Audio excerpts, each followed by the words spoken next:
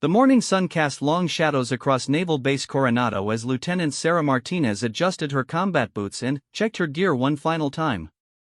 The crisp California air carried the familiar scent of saltwater and diesel fuel, a combination that had become as natural to her as breathing over the past 8 years of service. At 28, Sarah had earned her place among the elite Navy SEALs through sheer determination, countless hours of training, and an unwavering commitment that had cost her relationships, sleep, and, sometimes, her sanity. Sarah's journey to this moment hadn't been conventional. Growing up in a small town in Texas, she was the daughter of a mechanic and a school teacher who never imagined their little girl would one day be conducting classified operations in some of the world's most dangerous locations. Her childhood was filled with soccer practices, honor roll achievements, and weekend camping trips with her father, who taught her how to navigate by the stars and survive in the wilderness. These skills would prove invaluable years later when she found herself tracking high-value targets through mountainous terrain in Afghanistan. The path to becoming a Navy SEAL had been brutal. The basic underwater demolition/SEAL training, known simply as BUD/S, was designed to break even the strongest candidates.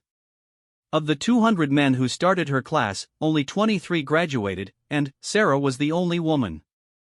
The instructors pushed her harder than anyone else, questioning whether she belonged, testing her resolve with every grueling exercise. During Hell Week, when candidates were allowed only 4 hours of sleep over 5.5 days while enduring constant physical and mental challenges, Sarah had collapsed twice but refused to ring the bell that would end her torment and her dreams. The cold Pacific Ocean had become both her enemy and her teacher during those months. Hypothermia was a constant threat as candidates spent hours in the frigid water, their body temperatures dropping to dangerous levels while instructors barked orders from the safety of the shore. Sarah remembered one particular night when the water temperature was 48 degrees, and she couldn't feel her fingers or toes.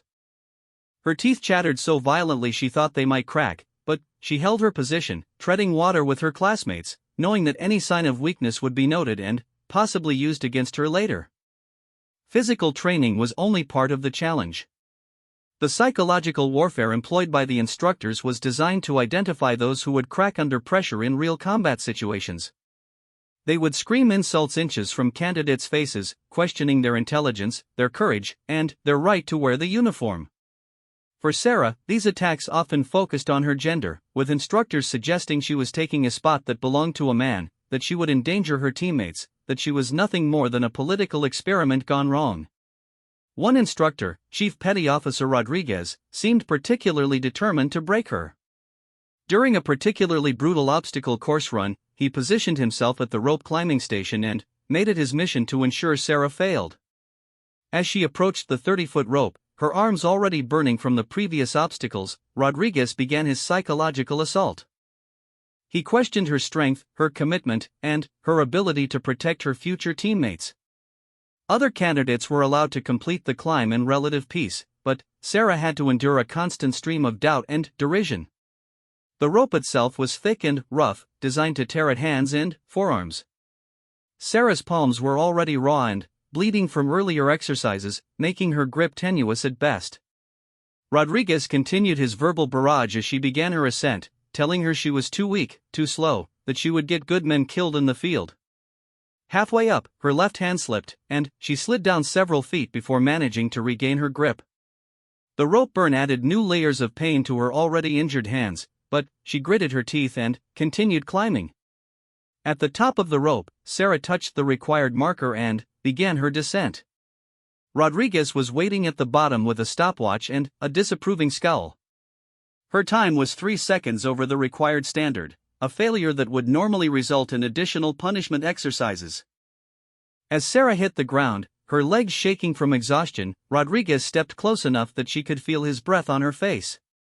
"You're not good enough, Martinez," he said quietly, his voice carrying more conviction than his previous shouting. "You're going to get someone killed out there, and it's going to be on your head. Do everyone a favor and ring the bell now." Sarah looked into his eyes and saw something she hadn't expected, not hatred or disgust, but genuine concern.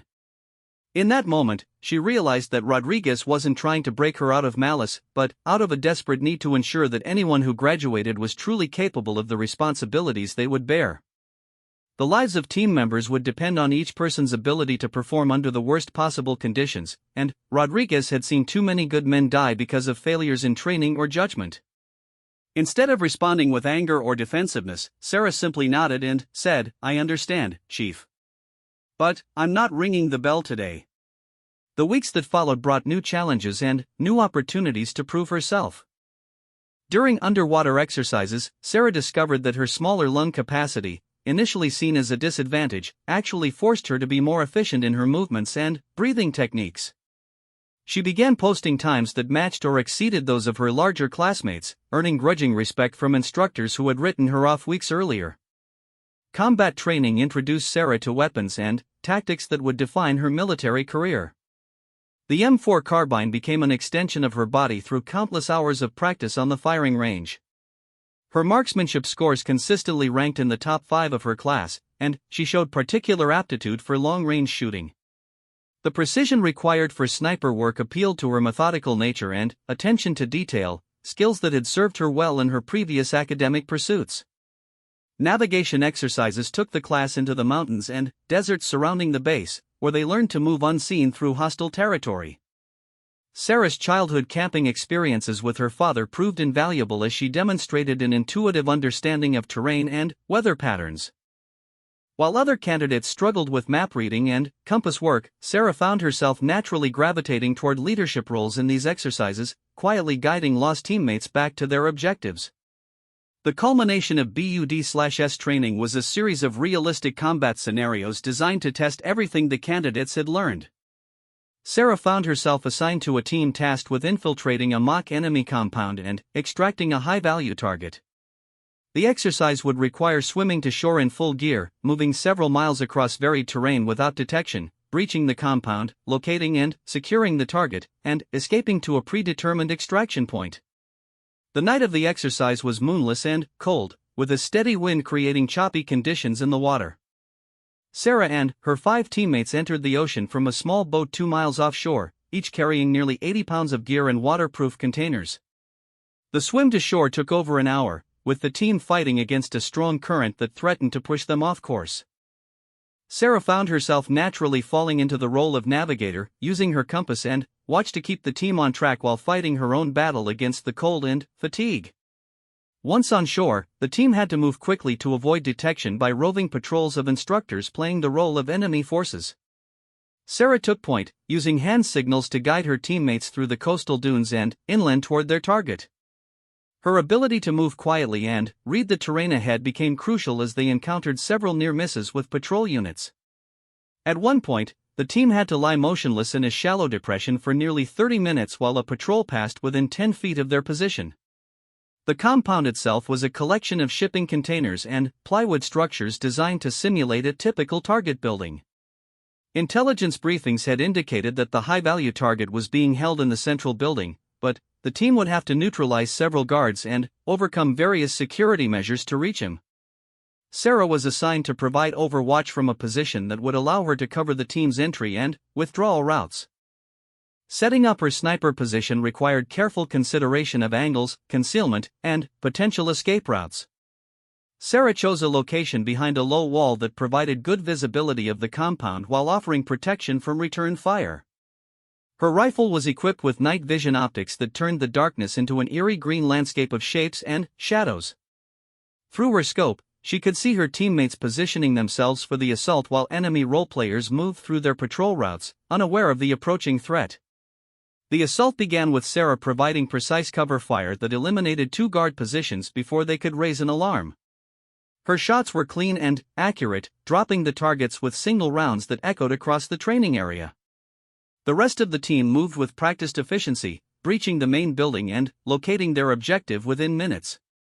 Sarah continued to scan for threats, her scope sweeping across windows and rooftops where additional enemies might be hiding. Everything was going according to plan until a patrol team that had been missed in the initial intelligence appeared at the compound's rear entrance. Sarah spotted them through her scope just as they were about to discover her teammates' escape route. Without hesitation, she engaged the patrol, dropping the lead figure and forcing the others to take cover. Her actions bought the assault team precious seconds to extract their target and reach the predetermined rally point. The extraction required another long movement back to the beach, where boats would be waiting to take them back to base. Sarah's team moved with confidence now, their successful mission having bonded them into a cohesive unit.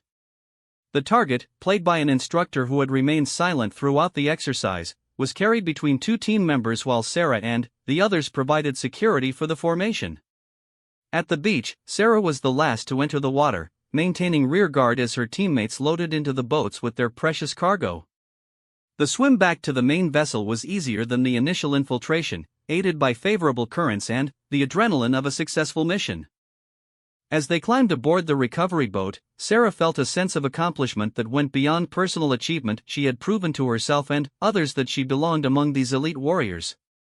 The debrief following the exercise was conducted by the senior instructors who had observed every aspect of the mission. Chief Rodriguez, who had been so critical of Sarah during earlier training, stood before the class with what might have been the beginning of a smile on his weathered face. He reviewed each phase of the operation, noting both successes and areas for improvement. When he came to Sarah's performance, his tone carried a respect that hadn't been there before. "Martinez," he said, looking directly at her, "your navigation kept the team on track during the infiltration. Your shooting eliminated 4 targets without missing a shot. Most importantly, your initiative during the extraction saved the mission when that patrol showed up at the worst possible moment." The words carried weight beyond their simple meaning. For Sarah, they represented acceptance into a brotherhood that had initially seemed determined to exclude her. More than that, they validated years of sacrifice and determination that had brought her to this point. As she looked around at her classmates, she saw nods of approval and recognition from men who had initially viewed her with skepticism. Graduation from BUD/S was just the beginning of Sarah's journey as a Navy SEAL. Additional training in specialized skills like advanced marksmanship, explosive ordnance disposal, and foreign languages would follow. Each course brought new challenges and opportunities to prove herself in an organization that valued competence above all other considerations. Her first operational deployment took her to Afghanistan, where she served as part of a special operations team conducting raids against high-value targets. The mountains and deserts of that country tested everything she had learned during training, from her ability to function on minimal sleep to her skill at reading the subtle signs that distinguished friend from foe in a complex cultural landscape. It was during this deployment that Sarah first encountered the type of situation that would define much of her military career. Her team had been tasked with capturing a Taliban commander who was believed to be planning attacks against coalition forces. Intelligence indicated that he was hiding in a compound in a remote valley, protected by loyal fighters who would resist any attempt at capture. The mission required a night infiltration across mountainous terrain, followed by a coordinated assault that would neutralize resistance while keeping the target alive for interrogation. Sarah was assigned to a sniper position overlooking the compound, her role being to provide precision fire support that would eliminate specific threats without endangering civilians who might be present. The approach to the target area took most of the night, with the team moving carefully through terrain that offered little cover and numerous opportunities for ambush. Sarah carried her sniper rifle along with the standard combat load, the extra weight making the climb more challenging but providing capabilities that might prove crucial to mission success. Her position would be nearly 1,000 yards from the compound, requiring shots that pushed the limits of her training and equipment. Setting up her firing position in the pre-dawn darkness, Sarah had to consider not only the immediate tactical situation but also environmental factors that would affect her shots. The altitude meant thinner air that would change her bullet trajectories, while temperature variations between night and day could affect her scope's accuracy. Wind patterns in the mountains were unpredictable, requiring constant adjustment and calculation. Through her scope, Sarah could see the compound coming to life as dawn approached. Figures moved between buildings, some carrying weapons while others appeared to be going about normal daily routines. Her job was to distinguish between legitimate targets and innocent civilians, making split-second decisions that could mean the difference between mission success and tragic mistakes. 5 years and 3 deployments later, Sarah Martinez had earned her place among the most respected operators in the Navy SEAL community. Her promotion to lieutenant had come with commendations from commanding officers who praised her tactical acumen and unwavering performance under pressure. The scared young woman who had struggled through BUD/S had evolved into a seasoned warrior whose reputation preceded her to every new assignment. The transformation hadn't been without cost. Sarah's personal life had become secondary to her military career, with relationships falling victim to extended deployments and the emotional walls she had built to protect herself from the psychological toll of combat. Her apartment back in San Diego remained spartanly furnished, more like a temporary way station than a home. The few personal items she kept were mostly photographs from missions and training exercises, capturing moments of camaraderie with teammates who understood the unique pressures of their profession. Her latest assignment had brought her to a joint task force operating out of a forward base in eastern Syria, where coalition forces were conducting operations against terrorist networks that threatened regional stability. The base itself was a study in controlled chaos, with helicopters landing and taking off at all hours, convoys departing for missions that might last days or weeks, and intelligence analysts working around the clock to track an enemy that seemed to vanish into the civilian population like smoke. Sarah's team was housed in a cluster of prefabricated buildings that offered basic amenities but little comfort. The constant noise of generators, aircraft engines, and radio chatter created a soundtrack that became as familiar as breathing. Sleep came in brief intervals between missions, often interrupted by alerts that sent teams scrambling to respond to new intelligence or developing situations. The cultural dynamics of the base reflected the broader challenges facing women in combat roles throughout the military. While Sarah had proven herself repeatedly in operational settings, she still encountered attitudes and behaviors that questioned her presence among the special operations community. Some of this resistance came from genuine concerns about unit cohesion and combat effectiveness, while other instances reflected deeper prejudices about women's capabilities in warfare. One particular source of tension was Petty Officer First Class Jake Thompson, a veteran SEAL with 8 years of experience who had served multiple deployments in Iraq and Afghanistan. Thompson was respected by his peers for his technical skills and combat experience, but his attitude toward female service members reflected old-school military culture that viewed women as inherently unsuited for frontline combat roles. Thompson's resistance to Sarah's authority manifested in subtle ways that were difficult to address through official channels. He would respond to her orders with just enough delay to signal disrespect without crossing the line into insubordination. During mission briefings, he would question her tactical decisions more aggressively than he would challenge male officers of equivalent rank. His body language and tone conveyed skepticism about her competence that influenced other team members who looked up to him as a seasoned veteran.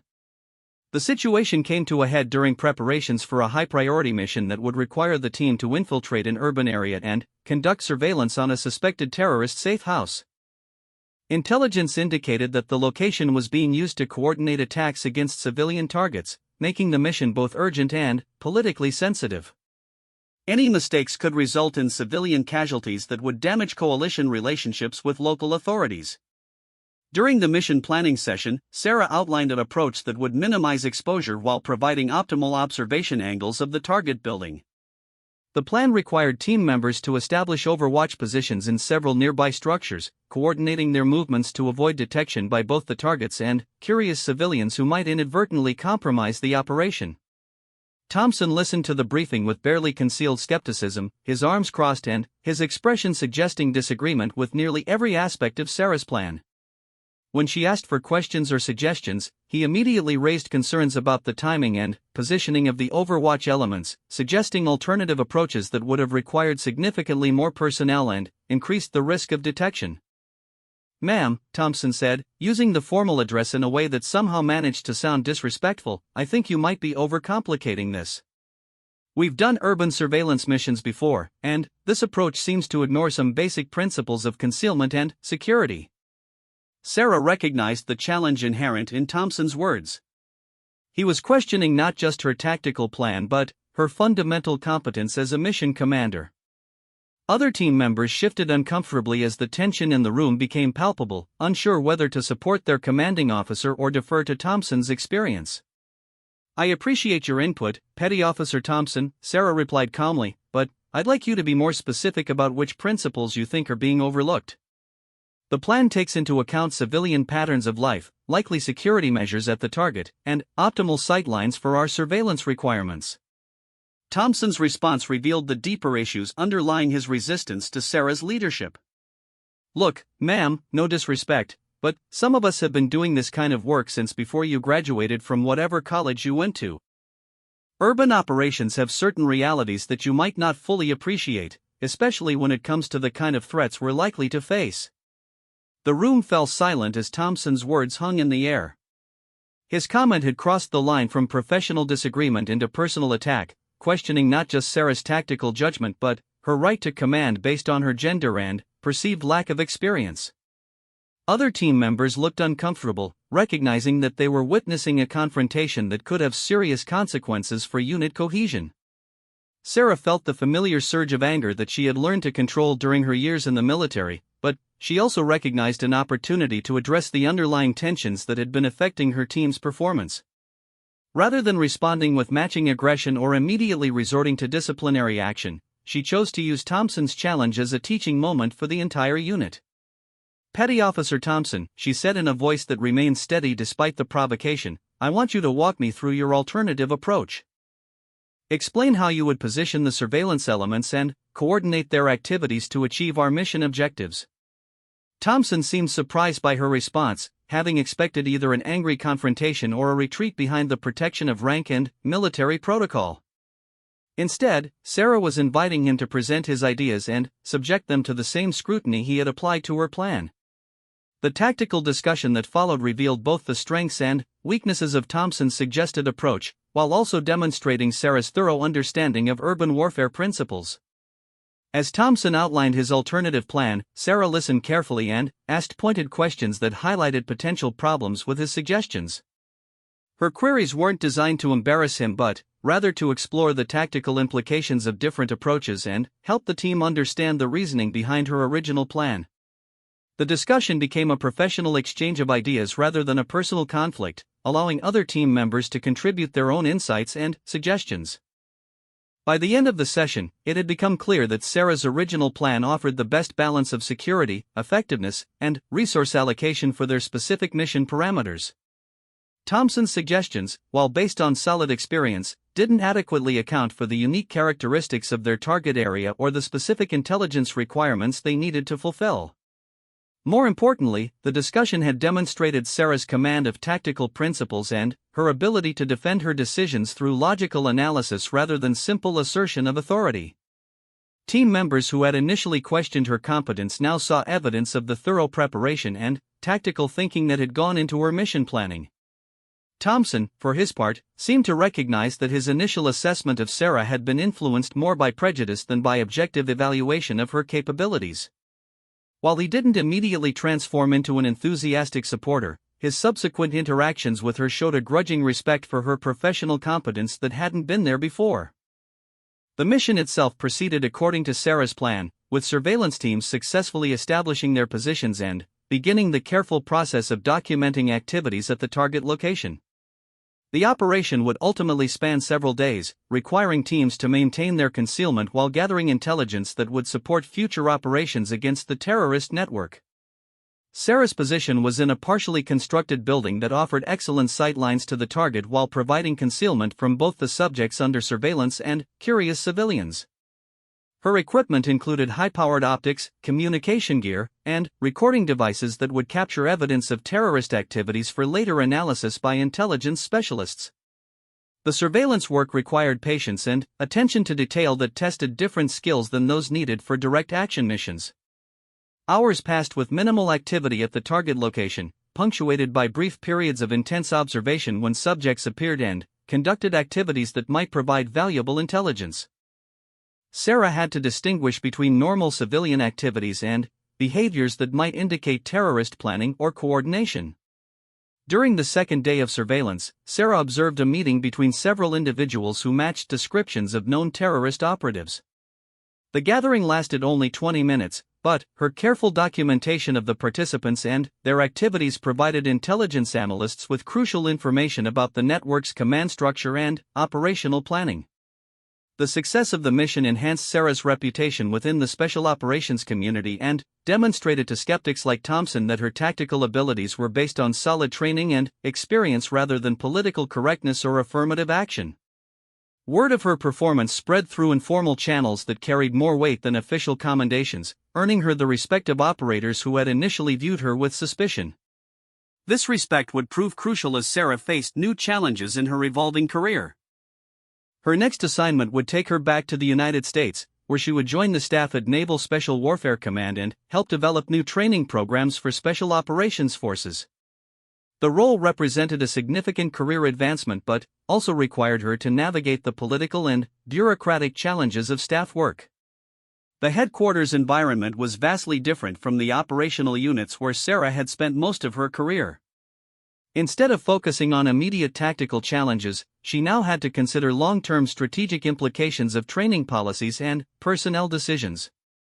Her days were filled with meetings, reports, and planning sessions that seemed far removed from the direct action missions that had defined her military experience.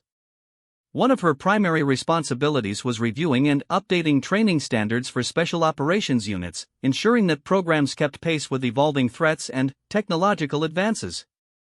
This work required her to analyze lessons learned from recent operations, coordinate with other military branches and allied forces, and develop recommendations for policy changes that would improve special operations effectiveness.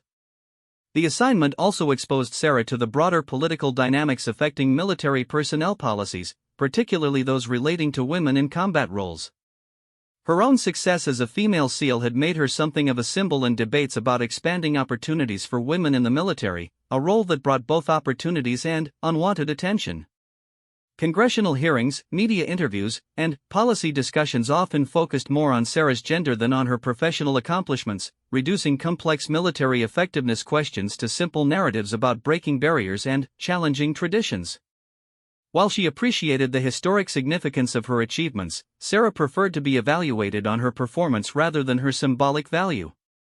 The attention also brought scrutiny from those who opposed expanded roles for women in combat units. Sarah received criticism from commentators who questioned whether her promotions and assignments were based on merit or political considerations, suggesting that her success came at the expense of more qualified male candidates. These attacks were particularly frustrating because they ignored her documented performance and the recommendations of commanding officers who had observed her work directly. Despite these challenges, Sarah found satisfaction in her staff assignment and the opportunity to influence training programs that would shape the next generation of special operations forces. Her operational experience provided valuable insights into areas where current training could be improved, and her recommendations were generally well received by colleagues who respected her combat record. One particular project involved developing new approaches to urban warfare training that would better prepare special operations forces for the complex environments they were likely to encounter in future conflicts. Sarah's experience in Syria and Afghanistan had shown her that traditional training scenarios often failed to capture the nuanced challenges of operating in populated areas where distinguishing between civilians and combatants required split-second decisions with life-or-death consequences. Working with a team of instructors and subject matter experts, Sarah helped design training scenarios that incorporated realistic civilian populations, complex cultural dynamics, and the psychological pressures of operating in ambiguous threat environments. The new program required students to make tactical decisions while considering political implications, media coverage, and local population attitudes that could affect mission success. The project was challenging but rewarding, allowing Sarah to apply lessons learned from her operational experience to benefit future operators. Her contributions were recognized by senior leadership, who praised her innovative approaches to traditional training challenges and her ability to translate combat experience into effective educational programs. However, success in the staff environment couldn't completely satisfy Sarah's desire for operational assignments. After 18 months at headquarters, she began seeking opportunities to return to direct operational roles where she could apply her skills in support of active missions.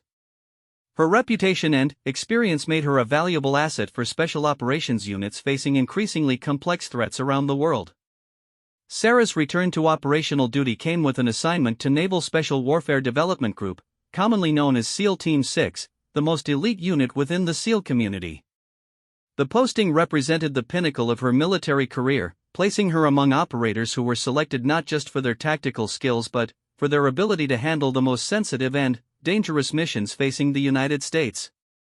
The selection process for the unit was grueling, involving psychological evaluations, advanced tactical assessments, and interviews with senior leadership who scrutinized every aspect of a candidate's background and performance.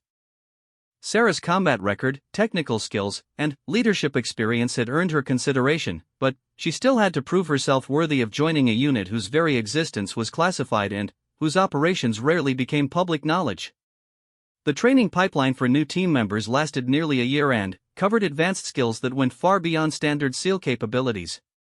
Sarah learned new languages, studied foreign cultures and political systems, and mastered weapons and equipment that represented the cutting edge of military technology. The psychological preparation was equally important, as team members had to be capable of operating independently in hostile environments where capture could mean torture and death.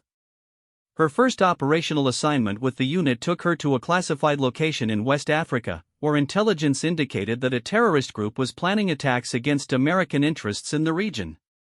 The mission would require a small team to infiltrate the area, conduct surveillance, and potentially capture or eliminate high-value targets before they could execute their plans. The operational environment was particularly challenging, combining extreme heat and humidity with dense vegetation that limited visibility and complicated movement. Local political instability meant that the team could expect little support from government forces, and the presence of various armed groups in the area created a complex threat picture where friend and foe were often indistinguishable. Sarah's role in the mission was to serve as the team's sniper and reconnaissance specialist, using her marksmanship skills and surveillance experience to provide overwatch for the other team members while gathering intelligence on terrorist activities in the region. Her equipment included advanced optics and communication gear that would allow her to observe targets from considerable distances while maintaining contact with the rest of the team. The insertion into the operational area required a night parachute jump from high altitude, with team members using oxygen equipment and specialized navigation gear to reach their landing zone without detection. Sarah had performed dozens of such jumps during her career, but the stakes for this mission were particularly high, as any compromise of their presence could endanger not only the team but also other American personnel in the region. The jump itself went smoothly, with all team members landing within the designated area and quickly consolidating their equipment before moving to a predetermined rally point. From there, they would proceed to an observation position that would allow them to monitor terrorist activities while remaining concealed from both their targets and local security forces who might be sympathetic to the terrorist cause. The movement to their surveillance position took most of the night, with the team navigating through dense jungle terrain using night vision equipment and GPS devices to stay on course. Sarah carried her sniper rifle along with communication gear and enough supplies to sustain operations for several days if the mission extended beyond its planned duration. Setting up the observation post required careful consideration of sightlines, concealment, and potential escape routes should the team's position be discovered. Sarah's experience in similar environments proved valuable as she helped select positions that would provide optimal observation capabilities while minimizing the risk of detection by passing civilians or hostile forces. The surveillance phase of the mission lasted 3 days, during which Sarah and her teammates documented the movements and activities of suspected terrorists in the area. Through her scope, she observed meetings between known operatives, weapons transfers, and planning sessions that provided valuable intelligence about the group's capabilities and intentions. The intelligence gathered during this phase confirmed that the terrorist group was indeed planning attacks against American targets, including a diplomatic facility in a neighboring country. The specific details of their plans, including timing and methods of attack, provided American forces with the information needed to thwart the plot and capture those responsible. On the third night of surveillance, Sarah observed a gathering of terrorist leaders at a compound that intelligence had identified as a key planning location. Through her advanced optics, she could see individuals who matched the descriptions of high-value targets that the team had been sent to locate. The meeting represented an opportunity to eliminate multiple threats simultaneously, but it also required precise coordination and flawless execution to avoid civilian casualties. The assault on the compound was planned and executed with the precision that characterized all operations by this elite unit. Sarah provided overwatch from a position that allowed her to engage threats while supporting her teammates' approach to the target building. Her shots eliminated 2 sentries before they could raise an alarm, allowing the assault team to breach the compound and capture their objectives without significant resistance. The mission's success enhanced Sarah's reputation within the special operations community and demonstrated her ability to perform at the highest levels of military operations. Her technical skills, tactical judgment, and performance under pressure had proven themselves in one of the most demanding operational environments faced by American forces. Returning to the United States after the mission, Sarah found herself facing new challenges and opportunities as her career continued to evolve. Her success with the elite unit had brought her to the attention of senior military leadership who were considering her for positions of greater responsibility and authority. The promotion to captain came with assignment to a training command where Sarah would be responsible for developing and implementing new programs for special operations forces. The role represented a significant increase in responsibility, requiring her to oversee multiple training programs while ensuring that standards remained high and relevant to current operational requirements. Her new position placed her in command of several hundred personnel, including instructors, support staff, and students going through various stages of special operations training. The diversity of backgrounds and experience levels among her subordinates required different leadership approaches than she had used in operational units where everyone shared similar training and experience. Some of the instructors under her command were veterans with decades of experience who had initially been skeptical about reporting to a relatively young female officer. Sarah had to establish her credibility through demonstration of professional competence while respecting the knowledge and experience that these senior enlisted personnel brought to their roles. The training programs under her authority covered everything from basic special operations skills to advanced technical subjects like explosive ordnance disposal and foreign language instruction. Each program had different requirements and challenges, requiring Sarah to become familiar with subjects that went well beyond her own areas of expertise. One particular challenge was updating training programs to reflect lessons learned from recent operations while maintaining the fundamental skills that had made special operations forces effective for decades. Sarah had to balance innovation with tradition, incorporating new technologies and tactics while ensuring that students still mastered the basic skills that remained essential to their success. Her approach to this challenge involved extensive consultation with operational units to understand their current needs and future requirements. Sarah traveled frequently to forward-deployed locations where she could observe special operations forces in action and gather feedback from operators who were dealing with evolving threats and challenges. These visits also allowed her to maintain connections with the operational community that remained her primary professional identity. Despite her success in command and staff positions, Sarah still considered herself an operator first, and she worked to ensure that her training programs reflected the realities faced by those who would use the skills being taught. The success of her training programs earned recognition from senior leadership and established Sarah as one of the rising stars within the special operations community. Her combination of operational experience and educational innovation made her a valuable asset for an organization that was constantly adapting to new threats and technologies. However, success also brought new challenges, particularly in dealing with personnel who questioned her authority based on her gender rather than her performance. While the special operations community had largely accepted women in combat roles, some individuals remained resistant to female leadership, especially in positions of significant authority over male personnel.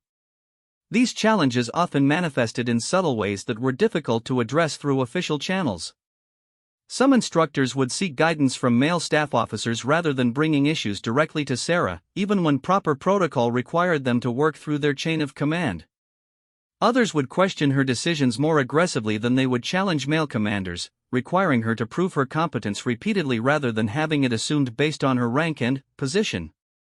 One particular incident involved a senior enlisted instructor who had openly questioned Sarah's qualifications during a staff meeting, suggesting that her rapid promotion was the result of political considerations rather than professional merit. The comment was made in front of other staff members and created an uncomfortable situation that required immediate attention.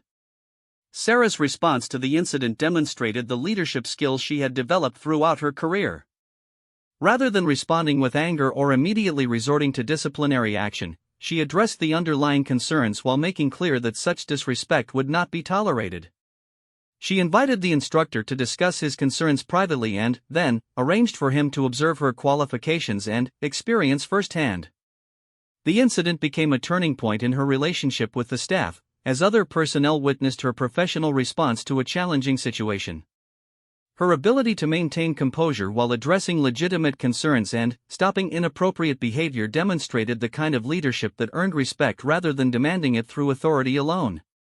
As her command tour progressed, Sarah found that her initial challenges with skeptical subordinates gradually gave way to working relationships based on mutual respect and shared commitment to mission success. Her technical competence, operational experience, and fair treatment of personnel won over most doubters and created a command climate that focused on performance rather than personality conflicts. The training programs under her leadership consistently produced graduates who were well prepared for operational assignments and who performed effectively in combat situations.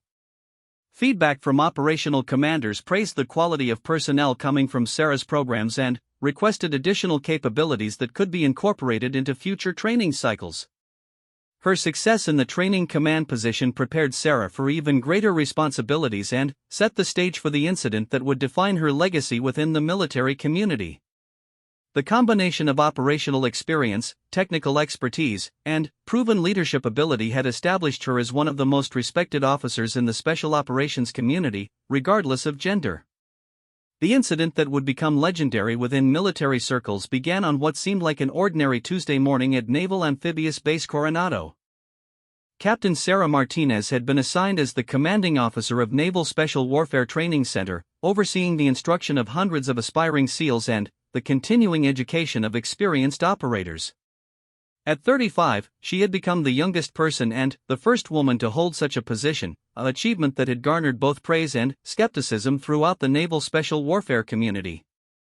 The morning started with Sarah's routine inspection of training facilities, a practice she had maintained since taking command 6 months earlier. Her presence on the training grounds served multiple purposes. It demonstrated her commitment to maintaining high standards, allowed her to observe instructor performance and student progress, and showed that she remained connected to the operational realities that her position might otherwise distance her from. As she walked through the compound, Sarah could hear the familiar sounds of military training echoing across the base. Instructors shouted commands at candidates struggling through obstacle courses, the sharp crack of rifle fire came from the marksmanship ranges, and the rhythmic chanting of running cadences marked the passage of formation runs along the base perimeter. These sounds had been the soundtrack of her adult life, and they still stirred something deep within her that connected her to her fundamental identity as a warrior. The incident began at the combat training facility, where a group of experienced SEALs were conducting advanced tactical training between operational deployments. This type of continuing education was crucial for maintaining the high standards expected of special operations forces, but it also created unique challenges for instructors who had to teach new techniques to operators who might have more combat experience than their teachers. Leading this particular training session was Petty Officer First Class Mike Stevens, a veteran with 12 years of experience and, for combat deployments, who had built a reputation as one of the most skilled operators in his unit. Stevens was respected by his peers for his technical expertise and battlefield performance, but he had also developed an attitude that reflected some of the traditional military culture's resistance to change. Stevens had initially been supportive when Sarah first arrived at the training center, recognizing her operational experience and acknowledging her right to command based on her performance and qualifications. However, as the months passed, his attitude had gradually shifted, influenced partly by comments from other personnel who questioned whether a female officer could truly understand the unique challenges faced by male operators in combat. The specific trigger for the morning's incident was a new training protocol that Sarah had implemented based on lessons learned from recent operations in urban environments. The protocol emphasized de-escalation techniques and cultural sensitivity training that would help operators distinguish between legitimate threats and innocent civilians in complex operational environments. Stevens had privately expressed skepticism about these new requirements, viewing them as political correctness that would interfere with operators' ability to respond decisively to threats. His concerns reflected a broader tension within the military between traditional approaches to warfare and evolving strategies that recognized the importance of winning hearts and minds in counterinsurgency operations. During the morning training session, Stevens was demonstrating room-clearing techniques to a group of operators when Sarah arrived to observe the instruction. The exercise involved scenarios where operators had to quickly assess and respond to potential threats while minimizing the risk to civilians who might be present in the target area. As Sarah watched the exercise, she noticed that Stevens was emphasizing speed and aggressive action while giving minimal attention to the identification and protection of non-combatants. His instructions seemed to deliberately ignore the new protocols she had implemented, focusing instead on traditional approaches that prioritized operators' safety over civilian considerations. When one of the students asked about the new de-escalation procedures, Stevens responded with a comment that revealed his true feelings about Sarah's leadership and the changes she had implemented. "Look," he said, loud enough for Sarah and other nearby personnel to hear, "we've been doing this job successfully for decades without worrying about all this sensitivity training. Some people think they can change how we operate based on theories they learned in staff college, but real combat doesn't work that way." The comment was clearly directed at Sarah, even though Stevens didn't mention her by name or look in her direction. The implication was that her innovations were based on academic theory rather than practical experience, and that her leadership was somehow less legitimate because of her gender and perceived lack of understanding about male combat dynamics. Sarah felt the familiar surge of anger that she had learned to control throughout her career, but she also recognized that this moment represented something larger than a personal challenge to her authority. The way she responded would be observed and discussed throughout the special operations community, potentially affecting the acceptance of other women in leadership positions and the overall effectiveness of the training programs under her command. Rather than immediately confronting Stevens in front of his students, Sarah chose to observe the remainder of the training session while considering her options. She watched as Stevens continued his instruction, noting specific examples where his teaching contradicted the protocol she had established and instances where his attitude seemed to undermine the respect that students should show for command guidance. After the training session concluded and the students had been dismissed, Sarah approached Stevens with a calm demeanor that masked the intensity of her emotions. She had learned throughout her career that responding to challenges with anger or defensiveness often played into stereotypes about women being too emotional for leadership positions, so she had developed the ability to maintain professional composure even when facing direct provocations. "Petty Officer Stevens," she said in a voice that carried authority without betraying her internal state, "I'd like to speak with you about the training session I just observed. Specifically, I want to discuss how your instruction aligns with the current protocols for urban combat operations." Stevens' response revealed the depth of his resistance to Sarah's authority and his belief that his experience trumped her rank. "Ma'am," he said, using the formal address in a way that somehow managed to sound disrespectful, "I've been teaching these techniques for 8 years, and I've used them successfully in real combat situations. The operators I've trained have gone on to successful missions all over the world." His words carried an implicit challenge to Sarah's credibility and experience. By emphasizing his own background and the success of his former students, Stevens was suggesting that her new protocols were unnecessary innovations that interfered with proven methods. The fact that he made these comments in an area where other personnel could overhear them added to the disrespect inherent in his response. Sarah recognized that this moment would define not only her relationship with Stevens but also her broader effectiveness as a commander. Other instructors and students would be watching to see how she handled this challenge to her authority, and her response would send a message about expectations for professional behavior throughout her command. "I understand that you have extensive experience, and I value the expertise you bring to your position," Sarah replied, maintaining the professional tone while subtly asserting her authority. "However, the protocols I've implemented are based on lessons learned from recent operations and guidance from higher headquarters. They're not optional suggestions, they're requirements that apply to all instruction conducted at this facility." Stevens' reaction revealed the personal nature of his resistance to Sarah's leadership. "Ma'am, with all due respect, some of us have been in actual firefights where split-second decisions mean the difference between coming home alive or in a body bag. This sensitivity training might look good in reports to Washington, but it could get operators killed when they hesitate because they're worried about political correctness." The accusation was serious and personal, suggesting that Sarah's leadership would ultimately result in American deaths because of her failure to understand combat realities. The comment also implied that her position was the result of political considerations rather than professional qualifications, a charge that struck at the heart of her identity as an operator and leader. At this point, other personnel in the vicinity had begun to take notice of the conversation, creating an audience that increased the stakes for both participants. Sarah knew that her response would be discussed and analyzed throughout the base, potentially affecting morale and discipline if she appeared either too weak or too aggressive in dealing with Stephen's insubordination.